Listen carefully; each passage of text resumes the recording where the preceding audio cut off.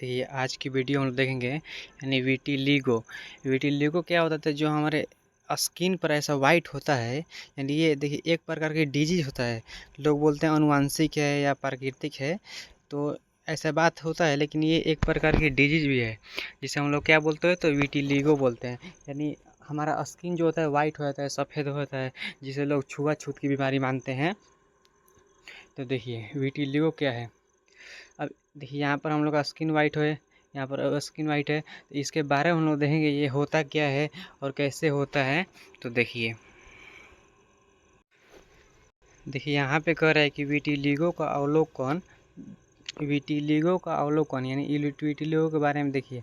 Vitiligo एक chronic यानी लंबे समय तक चलने वाला आई देखिए एक लंबे समय तक चलने वाला है, मतलब कि एक पॉइंट हम लोग समझेंगे। ये एक छोटी बीमारी नहीं, ये एक लंबी बीमारी है। जैसे क्रोनिक डिजीज एक्यूट डिजीज होता है, जो कम दिनों वाला डिजीज व बड़े दिन वाले ज़्यादा दिन वाले डिजीज। तो देखिए यह एक लंबे समय तक चलने वाला ऑटो इम्यून विकार है। यानी क्या है, ऑटो इम्यून विकार है, जिसके कारण त्वचा के कुछ हिस्सों, रंग या पिगामेंट खो देते हैं। जैसे हमारा स्किन होता है त्वचा, तो कुछ रंग या पिगामेंट, जैसे स्किन का रंग मान लीजिए जो होता है, वो हम लोग स्किन का रंग खो देते हैं, वो पिगामेंट खो देते हैं।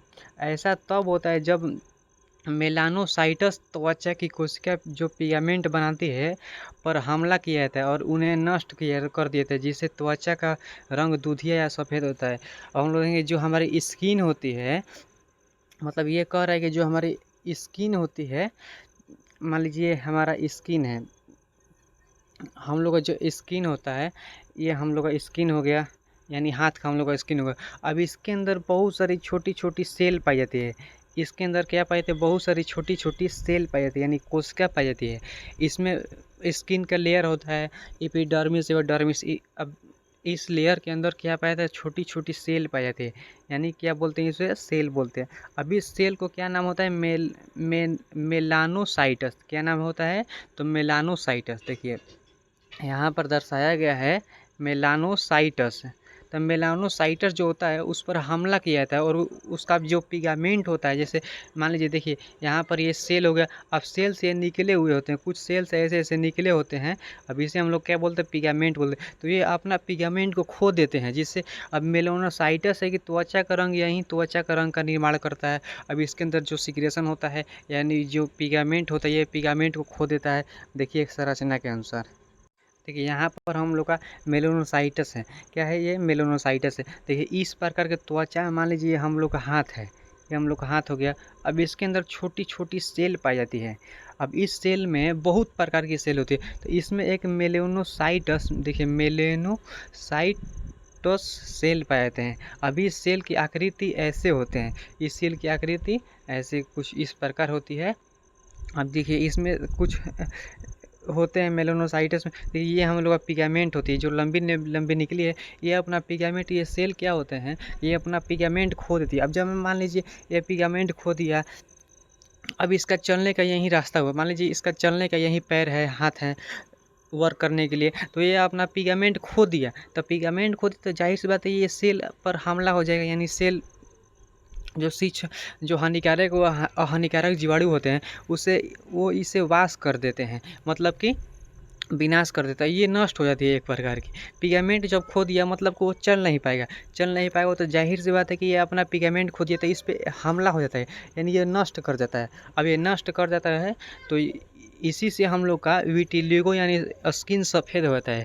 ठीक है, डॉक्टर के मुताबिक जब किसी भी व्यक्ति के शरीर में मेलानोसाइटस यानी स्किन का रंग बनाने वाली कोशिका नष्ट हो जाती है, तो लिकोडर्मा या विटिलिगो का सफ़ेद दाग की बीमारी हो जाती है। इस कई विशेषज्ञों को माना गया है कि यह बीमारी जेनेटिक भी हो सकती है। मतलब डॉक्टर के मुताबिक, यानी डॉक्टर बताया है कि हमारे शरीर में इस प्रकार की कोशिका होती है, यानी हम लोग क्या बोलते हैं, मेलानोसाइटस बोलते हैं।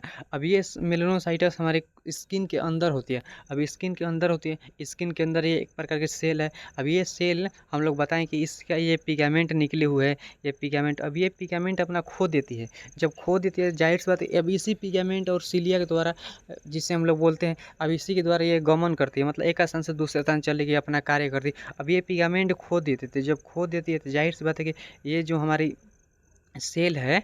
अब सेल के अंदर सेल मेम्ब्रेन हो गया, लाइसोजाइम हो गया, राइबोसोम हो गया, गोगली कॉम्प्लेक्स हो गया, तो ये नष्ट हो जाते हैं, ये सेल्स पूरी तरह से नष्ट हो जाती है। जब ये इस चलने की इसका माध्यम है यानी हाथ पैर यहीं ख़त्म हो गया यानी पिगामेंट, तो ये सेल जाहिर सी बात है कि डेथ कर जाते हैं यानी मर जाते हैं, नष्ट कर जाते हैं। तो इससे एक रोग उत्पन्न हो गया होता है विटिलिगो या ल्यूकोडर्मा भी बोलते हैं इसको, क्या बोलते हैं, ल्यूकोडर्मा भी या विटिलिगो बोलते हैं। यह बीमारी जेनेटिक भी हो सकती है। जेनेटिक मतलब अनुवांशिक, यानी माता पिता के अनुसार भी हो सकते हैं। मान लीजिए घर में कोई गर्जीवन है, अब उस प्रकार से ये जेनेटिक होते हैं यानी अनुवांशिक रोग होते हैं। देखिए यहाँ पर क्या बोल रहा है कि सफ़ेद दाग में कौन सा फल खाना चाहिए।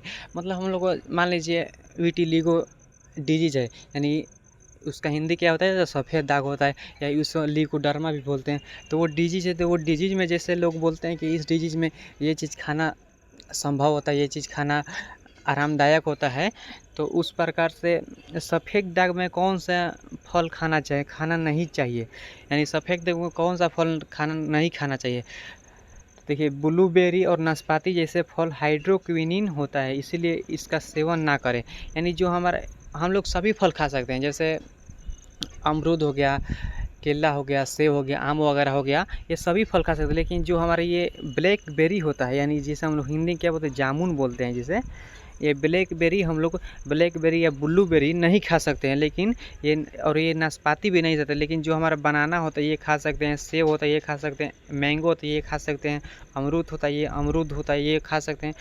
तो यानी ये कह रहा है कि ब्लैकबेरी व ब्लूबेरी नहीं खाना चाहिए एवं नाशपाती नहीं खाना चाहिए, बाकी हम लोग सभी फल खा सकते हैं। इस प्रकार की जब डिजीज हुआ है, इस प्रकार की डिजीज, तो हम लोग ये दोनों फल नहीं खा सकते हैं। देखिए यहाँ पे कह रहा है कि सफ़ेद दाग में कौन सा साबुन यूज करना चाहिए। कह रहा है कि सफ़ेद दाग में कौन सा साबुन यूज करना चाहिए। मान लीजिए इस प्रकार का दाग है, शरीर में स्किन सफ़ेद हो गया है, जिसे हम लोग क्या बोलते हैं, विटिलिगो बोलते हैं, ल्यूकोडर्मा बोलते हैं, इसका नाम होता है। इसमें सेल हमारी डाइट कर देते हैं, यानी मर जाते हैं, नष्ट कर जाते हैं। तो कौन सा सेल, मेलानोसाइटस सेल होते हैं, उसका पिगामेंट खो देते हैं, उस प्रकार से वो सेल गमन नहीं कर पाते, रंग मेलानोसाइटस सेल के द्वारा ही रंग चेंज करते हैं, तो वो डिजीज हो जाती है। इसमें एंटी फंगल साबुन का ही प्रयोग करना चाहिए।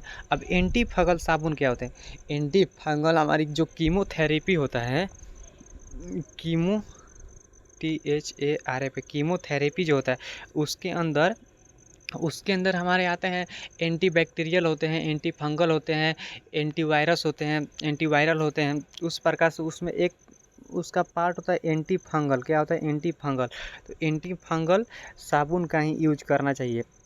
तो देखिए एंटी फंगल साबुन में कौन सा, ये एंटी फंगल साबुन हो गया डेंस, ये एंटी फंगल साबुन है। तो इस प्रकार के डिजीज में एंटी फंगल साबुन का डिफेंस साबुन हो गया। अब इस प्रकार के डिजीज में एंटी फंगल साबुन का यूज करना चाहिए। देखिए यहाँ पर सफ़ेद दाग की टैबलेट कौन सी है, यहाँ पे कह रहे हैं कि सफ़ेद दाग की टैबलेट कौन सी है। जो हमारी सफ़ेद दाग होती है, यानी विटिलिगो या ल्यूकोडर्मा यानी जो डिजीज होती है, उसमें यहाँ पर सफ़ेद रोग है, यानी सफ़ेद स्किन है। ये एक प्रकार की डिजीज होती है, जेनेटिक भी हो सकती है और मानसिकता भी हो सकती है। देखिए ये ल्यूको स्किन एक प्रकार की टैबलेट होगी, यानी दवा होती है, मेडिसिन है। इसमें ये आते हैं, हमारी ऑल होते हैं, मोलहम यानी होते हैं, और ये एक प्रकार की टैबलेट भी होते हैं। अभी इसका यूज करना चाहिए। तो सफ़ेद दाग की टैबलेट कौन सी है, तो ल्यूको स्किन टैबलेट का ही प्रयोग करना चाहिए। देखिए यहाँ पर ये हमारे ल्यूकोडर्मा या जिसे क्या बोलते हैं, ल्यूकोडर्मा या विटिलिगो यानी सफ़ेद स्किन है, तो इसका यहीं प्रयोग